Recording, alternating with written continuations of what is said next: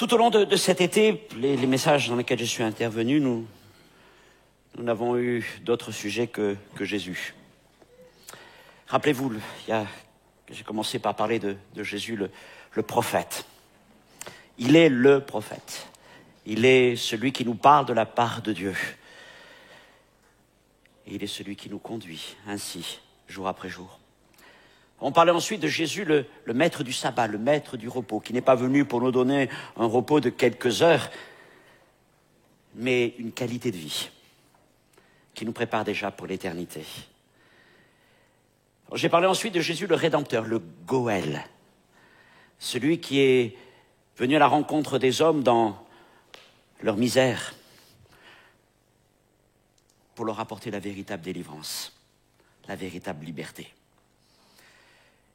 C'est le dernier message de cette série sur Jésus, mais j'en aurais pas fini de parler de Jésus. D'ailleurs, dès le mois de septembre, nous aurons un autre message sur Jésus, mais quand c'est des messages sur Jésus, j'aime prendre le temps de bien les préparer en moi pour que ça monte bien, pour que les choses soient là et soient le plus pertinentes possible. Mais ce matin, nous allons parler de Jésus, le Messie. Et peut-être la parole que je vais laisser sur votre cœur, c'est le titre de ce message. Elle est tirée de l'évangile de Jean, du témoignage d'un homme qui a rencontré Jésus. Et lorsqu'il trouva son frère, il lui dit « Nous avons trouvé le Messie ». Et c'est ce que nous voulons dire, nous aussi, nous avons trouvé le Messie. Alléluia. Seigneur, je te prie, mon Dieu, pour ce message, pour ce temps de partage et pour les choses que nous allons évoquer. Je prie que tu me permettes de dire ta parole, de dire ton conseil, de dire, Seigneur, tout ce que tu veux, Seigneur, aussi apporter à ton Église et à ceux qui nous écoutent, et peut-être même au-delà de tout ce que j'ai pu préparer devant toi. Seigneur, je prie pour que ton esprit soit sur moi, que ton esprit soit sur chacun d'entre nous. Et ce matin, Seigneur, ce que nous voulons, Seigneur, et ce que je désire à travers ce message, c'est élever ton nom, c'est te rendre gloire, pour dire qu'il n'y a pas d'autre Seigneur, pas d'autre Messie que toi, Jésus-Christ. Amen. Amen. C'est vrai en Israël, mais ce n'est pas vrai qu'en Israël, ça se retrouve dans toute l'humanité, à travers toutes les civilisations de l'Antiquité jusqu'à aujourd'hui. Il y a toujours eu cette attente d'un homme, d'une femme providentielle. Quelqu'un qui, par ses actions, peut-être son message, viendrait bouleverser les choses. Un leader charismatique, un général, un roi, un prêtre, un philosophe, je ne sais pas. C'était vrai autrefois et c'est encore vrai aujourd'hui. Et ça a conduit parfois les hommes dans des excès, dans des impasses. Le Nouveau Testament nous parle de plusieurs de ces hommes qui se sont levés avant l'époque de Jésus en prétendant être le Messie. Et certains les ont écoutés, les ont suivis. Et ce fut leur perte. Mais aujourd'hui encore, nous voyons des gens qui sont prêts à s'accrocher. Nous avons besoin d'un Messie. Nous avons besoin de quelqu'un qui va faire changer les choses. Ça doit être quelque chose de profond dans le cœur de l'homme, n'est-ce pas? Et malgré toutes les leçons d'histoire, on voit encore que les mêmes comportements demeurent et malheureusement, beaucoup de gens s'engager à suivre tel ou tel, soi-disant libérateur, soi-disant, souvent encore pour leur perte. Mais en Israël, il existait la même espérance. Une espérance qui, on va le voir, trouve ses racines aussi dans la Bible. L'espérance d'un Messie qui serait un libérateur, qui serait l'envoyé de Dieu pour changer les choses. Et à l'époque de Jésus, dans le contexte d'Israël, cette espérance était très vive, parce que depuis plus de 200-300 ans, Israël était sous la coupe des nations, les Babyloniens, les Perses, les Grecs et les Romains maintenant. Et c'était un état de quasi-esclavage. Le peuple n'avait pas de liberté. Quand viendrait donc ce Messie? Quand viendrait donc ce libérateur? Et Israël attendait donc quelqu'un qui, quelque part, viendrait prendre les âmes pour les libérer du joug romain. Et il y avait donc cette attente. Quand viendrait le Messie? Qui sera le Messie? Et cette question du Messie est si importante que un des 4 évangiles a entièrement été écrit pour nous montrer que Jésus est le Messie de Dieu, qu'il est le Christ de Dieu, qu'il est loin de Dieu. Et cet évangile, c'est le 4e, c'est Jean. Toute l'idée du Messie traverse l'évangile. Et Jean conclut d'ailleurs son évangile par ce verset, Jean 20, 31, où il dit ces choses, donc tout ce qu'il a pu nous rapporter, ces choses ont été écrites afin que vous croyiez que Jésus est le Christ, le Fils de Dieu, et qu'en croyant, vous ayez la vie en son nom. Donc tout le but de Jean, c'est de nous dire Jésus est le Christ, n'en cherchez pas un autre, c'est lui le véritable Christ. Quand Jean-Baptiste commence son ministère, il prêche dans le désert. Il n'accomplit pas de miracle ou de guérison, mais sa parole est puissante. Et des foules viennent à lui. Et la rumeur se répand jusqu'à Jérusalem, jusqu'au temple. Et là, les chefs religieux finissent par envoyer une délégation auprès de Jean-Baptiste dans le désert pour lui poser cette question. N'es-tu pas le Christ? N'es-tu pas le Messie? Jean dit non, je ne le suis pas.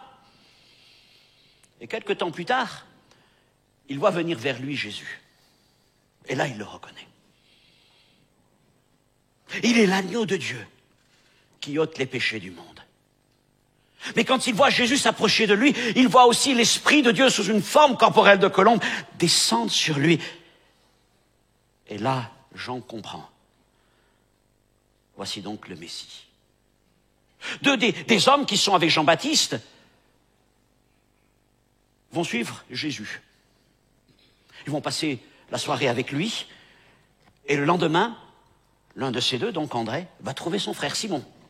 Et c'est lui qui lui dit, nous avons trouvé le Messie. Plus tard, lorsque Jésus est encore dans le commencement de son ministère et qu'il arrive dans le pays des Samaritains, il fait chaud, très chaud, il s'arrête à la margelle d'un puits, là il va rencontrer une femme qui vient puiser l'eau. Ils ont tout un échange l'un et l'autre. Et quand cette femme quitte Jésus, elle s'en va vers les siens, vers les gens de son village, et elle va leur dire ceci. Il m'a dit tout ce que j'ai fait. Ne serait-ce point le Christ? Et les gens sont interpellés. Et pour se faire eux-mêmes une idée, ils vont aller à la rencontre de Jésus et ils vont devenir à leur tour convaincus que Jésus est bien le Christ. Des foules se rassemblent autour de Jésus. Puis un jour, le Seigneur a des paroles qui sont très spirituelles, un peu difficiles à comprendre, si bien que des gens se détournent de lui. Et Jésus se tourne alors vers ses disciples, notamment vers Pierre. Il lui dit, alors vous, que faites-vous? Vous partez ou vous restez avec moi? Et Pierre dit, mais Seigneur, à qui d'autre irions-nous qu'à toi? Tu as les paroles de la vie éternelle. Et nous avons cru, nous avons connu que tu es le Christ, le Saint de Dieu. Et voyez-vous, donc, tout au long de cet évangile et encore à bien d'autres reprises, il est question d'hommes, de femmes qui vont confesser les uns après les autres que le Messie qu'ils attendaient, c'est Jésus et il n'y a pas d'autre que lui. Cet évangile a donc été écrit afin que nous aussi, nous croyions que Jésus est le Christ. Et nous disons aujourd'hui que nous, chrétiens, nous croyons que le seul Christ, c'est Jésus.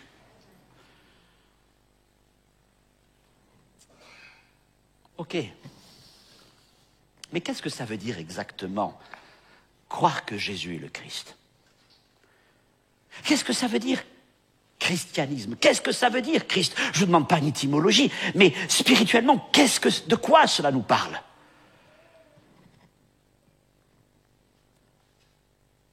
Et là, nous allons aller ce matin, à travers ce message, nous allons aller jusqu'au plus profond des comportements religieux des hommes. À travers cette réflexion autour de ce qu'est le messianisme, le christianisme. Et peut-être, dans ce que je vais dire, ça va retracer une part de votre chemin de foi. Ou alors, vous allez vous dire, tiens, mais oui, moi c'est là que j'en suis. Alors d'abord, qu'est-ce que donc le christianisme? Qu'est-ce qu'un Christ? Qu'est-ce que le Messie? Messie, Mashiach en hébreu, Christ, Christos en grec, ça veut dire celui qui est oint. Qu'est-ce que c'est que oindre quelqu'un?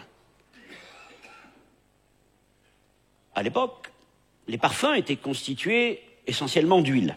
La base, c'était de l'huile d'olive, qu'on agrémentait de différents aromates pour avoir des odeurs. Et on prenait ces huiles et on les déversait sur la tête de certaines personnes. Dans la Bible, il arrivait qu'on oigne des objets, des lieux particuliers ou des personnes. Et si on faisait ça, c'était essentiellement pour deux raisons. D'abord, on voulait, à travers le fait d'oindre un objet ou une personne, dire que cette personne ou cet objet était consacré à Dieu, appartenait à Dieu. Il y avait une exclusivité pour Dieu. C'est le cas, par exemple, des éléments du tabernacle. Dieu a ordonné à Moïse de répandre de l'huile sur tous les éléments du tabernacle pour dire que l'autel, l'arche, etc., tout ça appartenait à Dieu. C'était donc des choses très saintes. Très saintes. Et puis il y avait une autre dimension dans le fait d'oindre une personne, notamment, c'était pour lui confier une mission, une fonction. Et dans la Bible, dans l'Ancien Testament, 3 types de personnes étaient ointes: des prêtres, comme Aaron, des rois, comme David. Et rappelez-vous que c'est Samuel qui a oint David. Il est écrit qu'il prit la corne d'huile et il l'oignit au milieu de ses frères. Et l'Esprit de l'Éternel saisit David à partir de ce jour-là et dans la suite. Et David a été oint roi. Aaron a été roi, oint prêtre. David a été oint roi. Et on oignait aussi des prophètes en vue de leur mission. C'est le cas d'Élisée, même si son onction est un peu particulière parce qu'il n'a pas été oint par de l'huile, mais c'est par le geste qu'Élie a accompli sur lui lorsqu'il l'a couvert de son manteau, une autre image du revêtement de puissance du Saint-Esprit. Et donc, on oignait des gens en vue d'une mission qu'ils allaient accomplir, d'une fonction que Dieu leur donnait. Et on ne pouvait pas devenir prêtre sans onction. On ne pouvait pas devenir prophète sans onction, ou roi sans onction, sinon on n'était pas selon le plan de Dieu. Ok? Quand Jésus se présente aux hommes et qu'il entre dans la synagogue, il dit qu'il va ouvrir le rouleau du livre du prophète Ésaïe, et là, il va lire ce magnifique passage. « L'Esprit du Seigneur est sur moi, il m'a oint. » Pour signifier qu'il est le Messie de Dieu. Il est celui que Dieu a choisi, que Dieu a consacré, que Dieu a mis à part et à qui Dieu a confié une mission unique, celle du salut des hommes. Il est loin de Dieu. Jésus est le Messie, Jésus est le Christ. On va maintenant donc creuser cette idée du messianisme dans la Bible. Et c'est très intéressant. Parce que c'est une idée qui s'est construite avec le temps et qui suit un peu le progrès des comportements religieux des hommes. Dieu a été très pédagogue. Parce qu'il sait que nous sommes longs à comprendre, lents à croire. Alors Dieu est passé par différentes étapes avant d'arriver à son projet final. La première fois qu'il est question d'onction dans l'Ancien Testament, c'est au sujet d'une pierre. Une pierre a été ointe. Elle a été ointe par Jacob. On a déjà parlé de ce passage. Lorsque il se trouve dans cette région qu'il va appeler Béthel, dans la nuit, il a une vision, un songe. Une échelle et des anges qui descendent du ciel et qui montent au ciel. Et le matin, quand il se réveille, il dit « Waouh, je ne savais pas que c'était ici le lieu où Dieu se tenait. » Et il appelle ce lieu Béthel, la maison de Dieu. Et il prend la pierre dont il avait fait son chevet. Et là, il nous est dit qu'il va répandre de l'huile dessus. Pourquoi est-ce qu'il fait ça? et parce qu'il veut marquer le lieu. Comme pour en garder le souvenir et sacraliser ce lieu. De dire, un jour, il s'est passé quelque chose pour moi à Bethel. Un jour, Dieu m'a rencontré à Bethel. Un jour, Dieu a changé ma vie à Bethel. Et donc, il marque ce lieu. Et pour lui, c'est un repère dans sa vie. C'est le commencement de quelque chose dans sa vie. C'est un lieu messianique. Un lieu messianique qui est porteur d'un souvenir messianique, d'une rencontre avec Dieu. Et Dieu, quelque part, va honorer la foi et l'acte de Jacob. Parce que, plus tard, il est dit, dans Genèse chapitre 31, verset 13, c'est Dieu qui parle, « Je suis le Dieu de Bethel, où tu as oint un monument, où tu m'as fait un vœu, maintenant lève-toi, sors de ce pays, retourne au pays de ta naissance. » Où tu as oint un monument. Oint, machar, c'est le verbe machar, qui a donné Machiar, Messie. Et c'est la première fois que ce verbe est utilisé dans les Écritures. Et Dieu est en train de dire donc à Jacob, oui, ce lieu, cette pierre que tu as ointe, c'est un lieu messianique.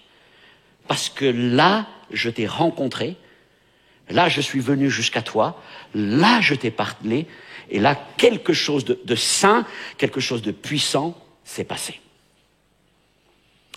Des lieux messianiques, il y en a eu d'autres pour Israël. Gilgal et bien d'autres encore, des lieux où Dieu se révéla au peuple, à travers les générations, à travers les prophètes, à travers les rois, à travers les circonstances de l'histoire d'Israël. Et souvent, Israël a reproduit la même chose. Dieu nous a visités, Dieu nous a bénis, dressons une stèle, dressons un monument. Et donc, partout en Israël, il y avait ce genre d'endroit où on allait en pèlerinage. Parce qu'autrefois, Dieu nous avait bénis là. Parce que Dieu s'est révélé là. Et donc, on entretenait le souvenir en allant dans ce lieu parce qu'on le considérait comme saint.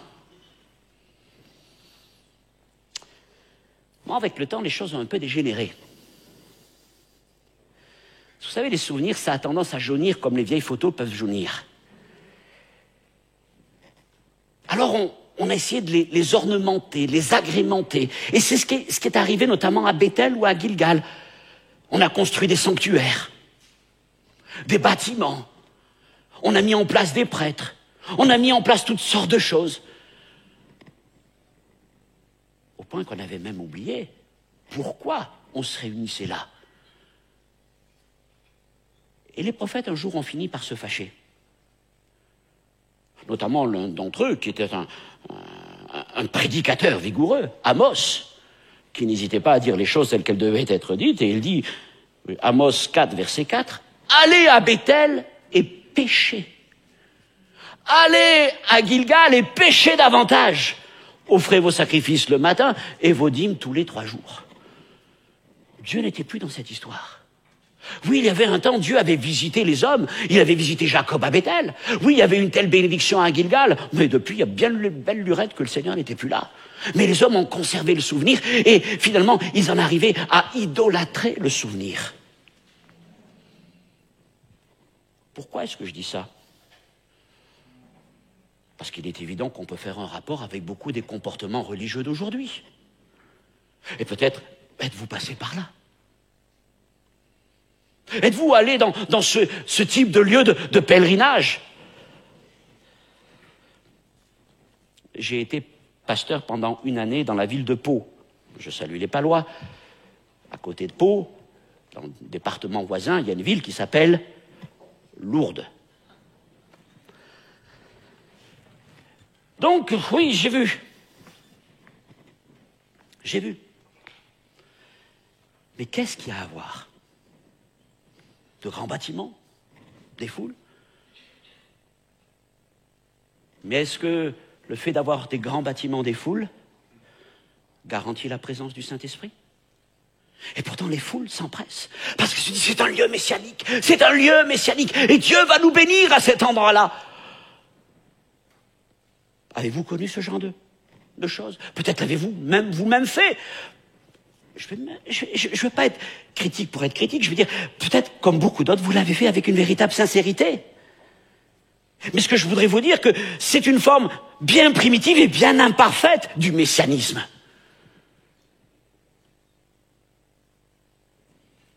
Oh, je ne vais pas simplement parler pour ce type de comportement, parce que nous aussi, nous pourrions avoir, d'une manière un peu différente, mais ce type de comportement, en cultivant des souvenirs. Et notre foi, finalement, est liée à un souvenir, à un endroit où Dieu nous a bénis. Et on va avoir le même type de comportement religieux, c'est-à-dire que on va embellir le souvenir. Alors on y rajoute toutes sortes de choses. Quand je vais régulièrement, je vais à Jérusalem, je vais souvent faire un séjour au Saint-Sépulcre. Juste, je dirais, c'est presque par esprit de curiosité. C'est presque une étude sociologique, de voir à l'entrée du Saint-Sépulcre cette pierre sur laquelle on dit que le corps de Jésus a été déposé, et de voir, c'est souvent des femmes de l'Est qui se pressent sur cette pierre pour l'embrasser. Souvenir. Mais si vous allez au Saint-Sépulcre, vous sentirez quelque part une espèce d'oppression qui est là. C'est très lourd spirituellement. C'est très lourd. Mais nous pouvons aussi cultiver des souvenirs. Là, Dieu m'a béni. Autrefois, Dieu m'a béni comme ça. Et vous voyez, on entretient le souvenir. Et on vit notre relation avec Dieu à travers le souvenir d'un endroit, d'un moment où Dieu nous aurait bénis. Mais c'est très primitif comme relation avec Dieu. C'est très basique, très rudimentaire. Parce que Dieu n'est pas lié à une pierre, Dieu n'est pas lié à un souvenir, Dieu n'est pas lié à un sanctuaire.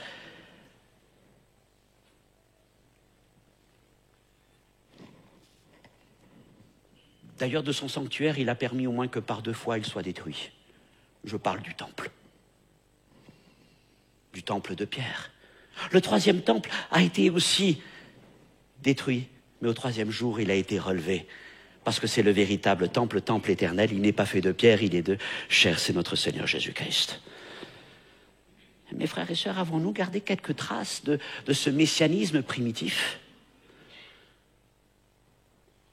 Vivons-nous notre foi à travers des souvenirs, à travers des lieux où Dieu nous aurait bénis? Ah oui, là, c'était bien. Il y a beaucoup plus. Dieu n'est pas lié à une stèle, il n'est pas lié à un souvenir. Ok, donc ça c'était la première époque du messianisme, des stèles, des souvenirs, des lieux où Dieu avait rencontré des hommes, une bénédiction particulière. Bon, tout ça c'est bien, mais on l'a dit, il fallait se déplacer, c'est-à-dire que cette stèle, ces pierres étaient tellement lourdes qu'on ne pouvait pas les emmener avec soi, tout comme voilà. Du coup, il y a une deuxième phase du messianisme, c'est que c'est devenu un messianisme mobile. Et ce ne sont plus des stèles qui sont ointes, mais des objets. Des objets que l'on peut transporter avec soi, et bien sûr des objets qui sont consacrés à Dieu. Je vous ai parlé du tabernacle, eh bien c'est exactement ça. Le tabernacle, c'était le lieu où Dieu se tenait au milieu des hommes. Et Dieu avait dit à Moïse, tu oindras chaque élément du tabernacle, jusqu'à Aaron lui-même, de cette huile sainte, pour dire qu'ils m'appartiennent. Et vous savez que le tabernacle était tellement saint, c'était un espace sacré, qu'on ne pouvait pas rentrer dans le tabernacle comme on voulait. Mais le tabernacle pouvait être démonté, transporté et remonté ailleurs. Il accompagnait le peuple. Et ça, c'est la deuxième évolution, ou on va dire première évolution, deuxième stade du messianisme. Plus des stèles, mais des objets que l'on transporte avec soi, qui nous accompagnent. Dieu m'accompagne. Ok. Et le risque avec ça, c'est que l'objet prenne plus d'importance, plus de place que Dieu lui-même. C'est que l'on vive sa relation avec Dieu uniquement à travers l'objet. Et quand on vit sa relation avec Dieu à travers l'objet, oui, c'est un objet sacré. Oui, l'arche était sacrée. Mais il y a un risque d'idolâtrie. Un exemple. Dans le désert, un jour, Israël a fauté et Dieu a envoyé des serpents. Les serpents. Beaucoup meurent. Le peuple crie à Dieu. Moïse crie à Dieu. Dieu lui dit, tu vas fabriquer quoi? Un serpent d'airain. tu vas le mettre sur un piquet, tu les lèveras, et tous ceux qui auront été piqués par les serpents, qui tourneront leur regard vers le serpent d'airain, seront guéris. Bon, le miracle s'est accompli. C'était l'objet par lequel Dieu agissait. Mais quelques siècles plus tard, il est écrit qu'un roi d'Israël, Ézéchias, fit disparaître, 2 Rois 18:4, il est écrit qu'il mit en pièces le serpent d'airain, comme Moïse avait fait, car les enfants d'Israël avaient jusqu'alors brûlé des parfums devant lui, on l'a appelé Néhustan. Et ce serpent d'airain, qui à un moment avait été un moyen de bénédiction de Dieu, était devenu quoi? Une idole. Et donc Ézéchias, dans sa piété, a dit, même si ce serpent a été une bénédiction au temps de Moïse, maintenant c'est une abomination, on le détruit. Il en fallait du courage pour le faire. Parce qu'il y en a beaucoup qui me disent, mais comment il est bon, détruire le serpent, et avec tout ça, et qui est-il pour faire ça? Mais il l'a quand même fait. Il l'a quand même fait. Et c'est pareil d'ailleurs avec l'arche. Et Dieu avait été très précautionneux vis-à-vis de l'arche, parce que l'arche était le lieu où se tenait la présence de Dieu. Mais il y avait 2 interdictions concernant l'arche. 1, interdit de toucher. 2, interdit de voir l'arche. Toucher, vous le savez. Vous connaissez l'histoire d'Ouza? David voulait amener l'arche jusqu'à Jérusalem. Il l'a mis sur un chariot, ce qui était une faute. Le chariot menaça de tomber, et Ouza se précipita vers l'arche pour la retenir, et quand il la toucha, il mourut. Et même voir, les Philistins avaient pris l'arche, les ennemis d'Israël avaient pris l'arche de Dieu. Bon, il leur arrive toutes sortes d'histoires, du coup ils sont obligés de la renvoyer. Et l'arche arrive dans un village d'Israël, Beth-Shemesh. Et là, ils voient arriver l'arche, les gens sur un chariot. Et il nous est dit que tous ceux qui ont vu l'arche, qui virent l'arche, furent frappés aussi, et ils moururent. Dieu ne permettait ni qu'on touche l'arche, ni qu'on voie l'arche. D'ailleurs, si vous lisez le livre des Nombres, vous verrez que lorsqu'il était question de transporter l'arche, alors souvent, sous nos dessins, on voit un peu à la manière, oui, je veux dire presque d'Indiana Jones, on voit l'arche avec ses 2 chérubins et les gens qui portent l'arche, on voit un coffre tout en or. Mais en fait, on ne voyait pas l'arche. Nul n'avait le droit de voir l'arche. Et l'arche devait être recouverte de plusieurs couvertures. Pourquoi Dieu n'a pas permis ni qu'on touche, ni qu'on voie l'arche, afin que l'arche ne devienne pas un objet d'idolâtrie? Parce qu'elle était sainte. Et Dieu n'a pas permis que l'arche soit transformée en une idole. Pourquoi est-ce que je dis tout ça? Parce que c'est la 2e étape du comportement religieux des hommes. C'est l'évolution première. Donc on passe d'un lieu à un objet. Et combien d'hommes et de femmes, dans leur poche, ont quelques petits objets? Autour du cou, ont quelques petits objets. À la maison, quelques objets. Vous les appelez pendentifs, vous les appelez chapelets, vous les appelez icônes, vous les appelez images, vous les appelez statues. Peu importe. Il y a toutes sortes d'objets. Vous me direz, mais certains sont inoffensifs. Moi, je vais vous dire. Tout ce qui prend un peu, même un peu de place, un peu de la gloire de Dieu, est une idole. Est une idole. Et peut-être vous avez connu ça, parce que, je ne sais pas, vous avez peut-être compté les billes de votre chapelet, de votre rosaire, ou de ceci, de cela. Puis, le Seigneur vous a montré qu'il y a plus. Je ne suis pas là pour simplement, je ne veux pas critiquer, mais je veux dire, il y a plus. C'est ce que je vais vous montrer. Il y a plus que ça. Ce sont les béabas de la religion. Mais il y a plus que cela. Notre relation avec Dieu ne dépend ni d'un lieu, ni d'une scène, ni d'un objet. Alors c'est facile d'aller vers telle ou telle dénomination chrétienne et allons-y, vous allez me dire. Mais encore une fois, revenons à nos églises évangéliques, mes frères et sœurs. Je pourrais commencer avec le protestantisme, puisqu'ici on est un des berceaux du protestantisme. Jean Calvin, quand il est venu, il a fait le ménage dans les chapelles et dans les églises. Grand ménage, il ne restait plus rien. Pas vrai? Les vieux Genevois, vous le savez. Ni statue, ni ceci, ni cela. Pouf, plus rien. Et parfois, nous aurions peut-être besoin, nous aussi, de faire le ménage. Parce que sommes-nous convaincus qu'il n'y a pas parfois comme des petites choses, des petits objets que nous trimballons à nos côtés? Alors, je le fais exprès, je vous bouscule, c'est pour vous amener à réfléchir. Mais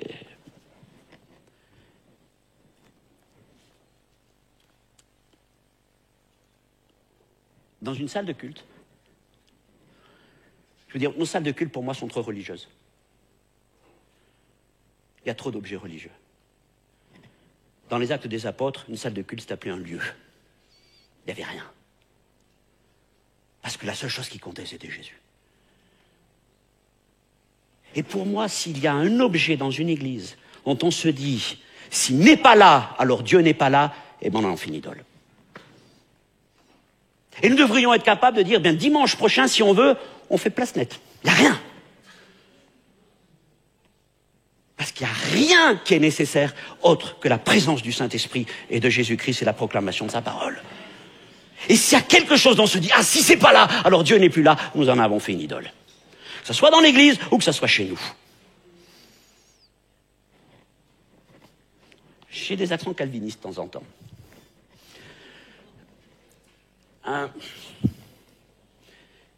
Mais réfléchissons vraiment à cela. Je n'ai besoin de rien d'autre. Je n'ai pas besoin d'objets, je n'ai pas besoin de stèles. Je vais donner la solution dans quelques temps. Deuxième évolution, donc troisième stade. Donc on est parti d'une stèle, on est parti d'objets, et finalement nous en arrivons à une personne.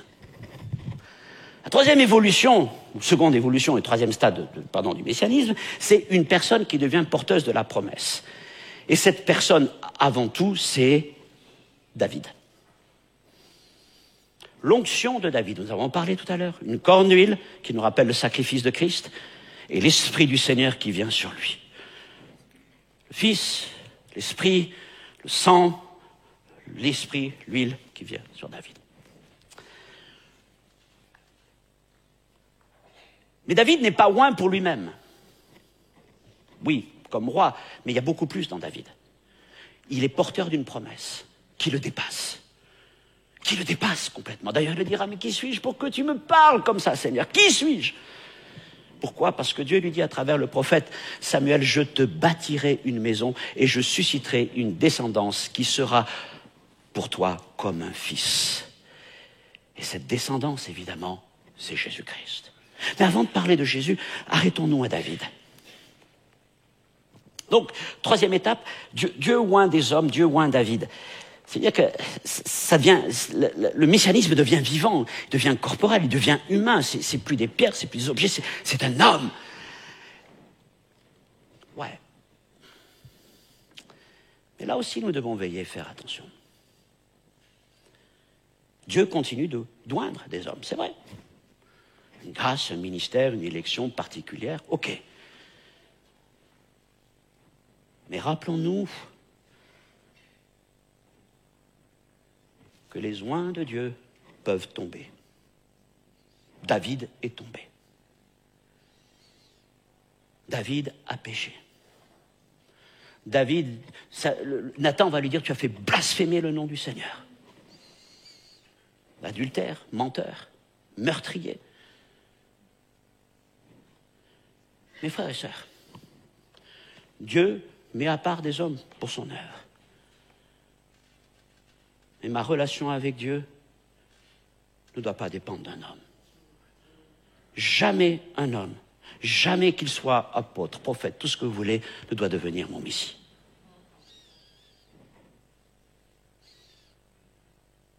Parce que les hommes sont faillibles. Et si ma foi dépend d'un homme, quel que soit le ministère, mais que ce ministère tombe,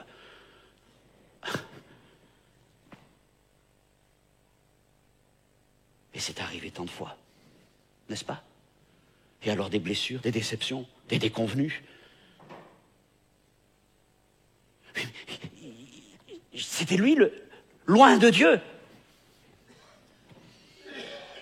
C'était un serviteur de Dieu, certes, mais ce n'était qu'un serviteur. Il était venu pour briller pendant 1 heure. Et ta vie ne dépend pas d'un serviteur de Dieu. Il n'est pas ton Messie. Et par rapport à ça, nous devons aussi grandir. Et vers quoi allons-nous? Vers l'aboutissement de tout ce processus, une stèle, un objet, un homme, c'est de nous amener à Jésus-Christ. À Jésus-Christ. Et donc tout le propos de l'évangile de Jean, c'est de nous parler de Jésus, le Christ, le Messie de Dieu. Quand Jean-Baptiste voit Jésus, il dit « J'ai vu l'Esprit descendre du ciel comme une colombe et s'arrêter sur lui. » Je vous ai déjà raconté cette chose. Samuel, le premier des prophètes, Jean-Baptiste est le dernier des prophètes.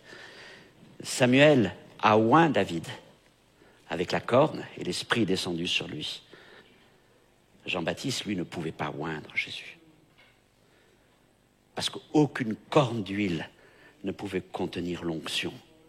Aucun homme n'était digne d'oindre Jésus. Et c'est le Père lui-même qui a oint son Fils. Non pas d'une mesure, mais de toute la plénitude du Saint-Esprit. Et Jean-Baptiste a été le témoin que Jésus est bien le Messie. Et Jean l'évangéliste, l'apôtre, a construit tout son évangile pour nous démontrer que Jésus est bien le Christ. Il est loin de Dieu, il est son élu. L'apôtre Pierre, quand il va témoigner devant Corneille, dans la maison de Corneille, lui dit ceci, acte 10, 38, « Vous savez comment Dieu a oint du Saint-Esprit de force Jésus de Nazareth, qui allait de lieu en lieu faisant du bien, guérissant tous ceux qui étaient sur l'empire du diable, car Dieu était avec lui. » Et le témoignage des apôtres, en quelque sorte, encore une fois, c'est cette parole d'André, « Nous avons trouvé le Messie. » Nous avons trouvé le Messie. Qu'est-ce que ça veut dire? Ça veut dire que je n'ai plus besoin de Béthel. Ça veut dire que je n'ai même pas besoin de l'arche.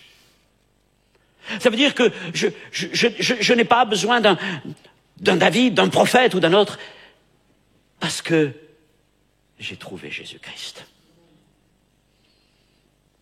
J'ai trouvé Jésus. Et la question que je vous adresse, mes frères et sœurs, mes amis, vous qui nous regardez, c'est: avez-vous trouvé le Messie? Mais, ou alors, autre question, à quel niveau d'évolution religieuse en êtes-vous? Êtes-vous encore attaché à des lieux, à des souvenirs? Êtes-vous encore attaché à des objets? Êtes-vous éventuellement attaché encore à une personne? Alors sachez qu'il y a mieux. Il y a Jésus lui-même. Il y a Jésus. Et quand on rencontre Jésus, alors on comprend qu'on a besoin de plus. Non, j'ai besoin de rien d'autre, j'ai tout en Christ. C'est ce que ça veut dire, j'ai trouvé le Messie, j'ai trouvé Jésus, j'ai trouvé Christ. J'ai besoin de rien d'autre. J'ai tout pleinement en lui. Mais ça veut dire aussi, je dois faire le ménage de tout ce qu'il pourrait y avoir. L'apôtre Paul le dit, il n'y a pas d'autre médiateur entre Dieu et les hommes que Jésus-Christ, homme. Et je ne veux rien entre Dieu et moi, sinon que Jésus. Et si jamais il y a quelque chose qui demeure entre Dieu et moi, alors il prend une part de la place qui appartient exclusivement à Jésus et doit disparaître. Oui, il était un temps où nous étions dans les rudiments de la religion, peut-être même dans les premiers pas de la foi. Alors on s'est attaché à tel souvenir, on s'est attaché à ceci, on s'est attaché à cela. Mais quand on rencontre Jésus, on se débarrasse de toutes ces choses. On se débarrasse de tout cela. Parce que nous avons tout pleinement en Jésus. Et je n'ai besoin de rien d'autre que Jésus. As-tu trouvé le Messie? Es-tu allé jusqu'au bout de cette démarche de foi? Merci Jésus. Tu es mon Messie. Tu es mon tout. Tu es tout ce dont j'ai besoin. Et tout le reste à côté, je m'en débarrasse. Et puis la dernière chose, c'est que Dieu a fait de nous des petits Christ. des Christianos. Le terme n'est pas très fréquent dans les Écritures. On le trouve que 3 fois. 2 fois dans la bouche de païens. C'est les gens d'Antioche qui, les premiers, ont parlé des disciples de l'église d'Antioche en les qualifiant de Christianos. C'est un peu péjoratif quand même. C'est-à-dire les parfumés. Mais en même temps, ça signifie qu'ils avaient vu chez ces gens des choses différentes. En fait, ils ne parlaient que du Christ. Et les chrétiens étaient une énigme pour les gens de l'époque. Parce que les gens de l'époque n'arrivaient pas à comprendre comment on pouvait adorer un Dieu sans avoir une statue devant les yeux. Comment on pouvait adorer un Dieu comme ça en se réunissant, en chantant, en priant, en louant. Ils ne comprenaient pas. Vous n'avez même pas besoin de prêtre. Vous n'avez pas besoin de ceci. Non. Vous n'avez pas besoin de sacrifice. Non. On a tout pleinement en Jésus-Christ. Les gens ne comprenaient pas. Et comme ils parlaient du Christ, ils les ont appelés des Christianos. Après, c'est le roi Agrippa qui appelait aussi Paul Christianos et les disciples. Et la seule autre mention du mot Christianos, c'est l'apôtre Pierre. C'est le seul apôtre, une seule fois, qui va appeler dans une de ses épîtres les disciples chrétiens. Donc, vous voyez, c'est pas fréquent. C'est pas fréquent. Aujourd'hui, chrétien, oui, c'est une religion, c'est une culture, c'est ceci, c'est cela. C'est parfois aussi, pas forcément que des bons côtés, n'est-ce pas? Et il nous appartient à nous, alors, de montrer ce qu'est véritablement le christianisme. Ce qu'est la foi en Jésus, le Messie. En Jésus, le Christ. Une foi qui n'a pas besoin de ceci ou de cela parce qu'elle a tout en Christ. Et Dieu nous a oints. Dieu nous a oints. Nous sommes porteurs, nous aussi, de cette onction qui est descendue sur Jésus-Christ et qui s'appelle le Saint-Esprit. Et nous voulons marcher d'une manière digne de notre Messie, oui. C'est-à-dire que nous n'avons plus nous débarrassons de tous les comportements religieux rudimentaires pour dire ce qui compte, c'est Christ. Ce qui compte, c'est Jésus. Jésus, c'est la fin de la religion. C'est l'accomplissement de tous les chemins religieux. Toutes les religions sont en cours vers ça.